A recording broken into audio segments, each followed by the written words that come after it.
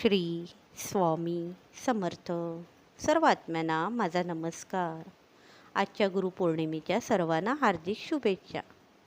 आपण आपल्या आयुष्यात खूप झटत असतो, जीवाचं रान करत असतो आणि हे विसरून जातो की कितीही खटपट केली तरीसुद्धा जे आपल्या नशिबात आहे तेच मिळणार. त्याहून अधिक मिळवायचं असेल तर स्वामी आईचं नामस्मरण, लोकांची सेवा, प्रामाणिक कर्म, सत्याने वागणं, मग काही गोष्टी घडू शकतील. ते पण आईची इच्छा असेल तर. कारण आईच आहे जे अशक्य ते शक्य करू शकते. तसंच प्रत्येक गोष्टीसाठी तशी वेळ पण यावी लागते.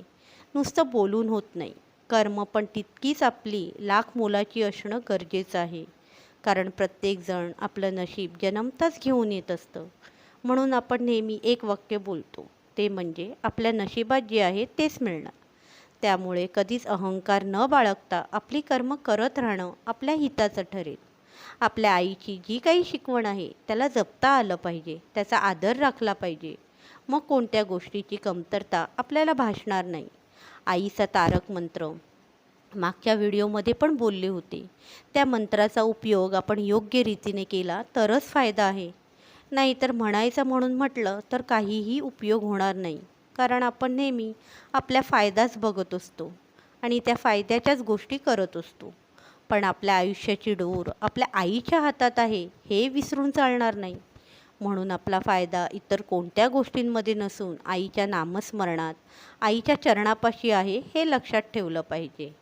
आईच्या चरणात जे सुख आहे ना, ते मिळणं खूप भाग्याचं आहे. त्याची तुलना कोणाशीही करू शकत नाही व ते बाजारात विकत देखील मिळत नाही. त्यासाठी आईच्या नामात स्वतःला लीन करून, स्वतःला आईला समर्पित करून मिळवायचं असतं आणि हेच अनमोल सुख आपल्याला मिळवण्याचा प्रयत्न करायचा आहे. आणि हे सुख ज्याला मिळालं की ती व्यक्ती ह्या दुनियेत खरी श्रीमंत आहे हे लक्षात ठेवणं देखील खूप गरजेचं आहे. यावरील गोष्टी आपल्याला समजू लागल्या की आध्यात्मिकतेची ओढ अधिक वाढू लागते. मग बघा, आपल्या नामस्मरणामुळे, आपल्या चांगल्या विचाराने, आपल्या सकारात्मक ऊर्जेमुळे आपल्याला गुरु शोधायला कुठे जावं लागणार नाही.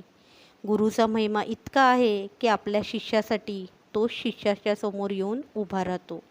श्री स्वामी समर्थ.